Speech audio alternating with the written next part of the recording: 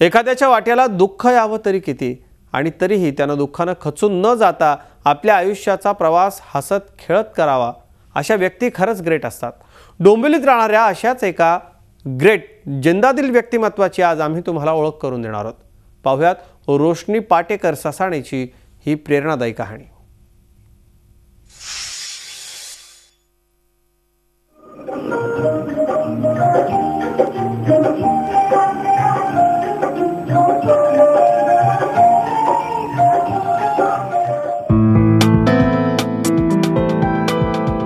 डोंबिवलीला राहणारी ही रोशनी पाटेकर ससाणे वयाच्या 13व्या वर्षापर्यंत सारं काही सुरळीत होतं।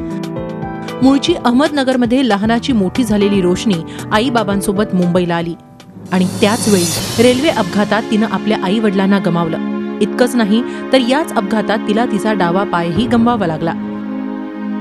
हेही नसे थोडके म्हणून की काय, या अपघातानंतर तिच्या नातेवाईकांनीही तिच्याकडे पाठ फिरवली। तब्बल 9 महिने ती रुग्णालयातच दाखल होती।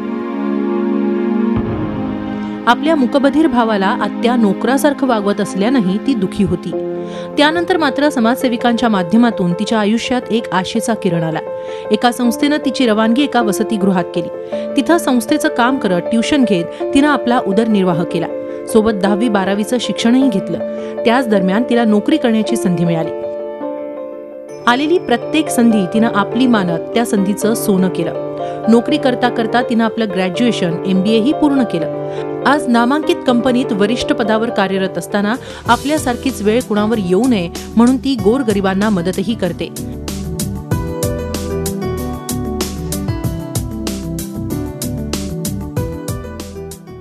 आयुष्य आनंदात घालवण्यासाठी तिनं संगीताचाही आधार घेतलाय। अपंगत्व येऊनही ती कधी हरली नाही। प्रचंड जिद्द, कष्ट करण्याची तयारी आणि महत्त्वाचं म्हणजे सकारात्मक विचारानं तिनं आपलं आयुष्य घडवलं। रोशनीच्या याच प्रकाशमय वाटचालीला आमचा सलाम। झी 24 तास रहा एक पाऊल पुढे।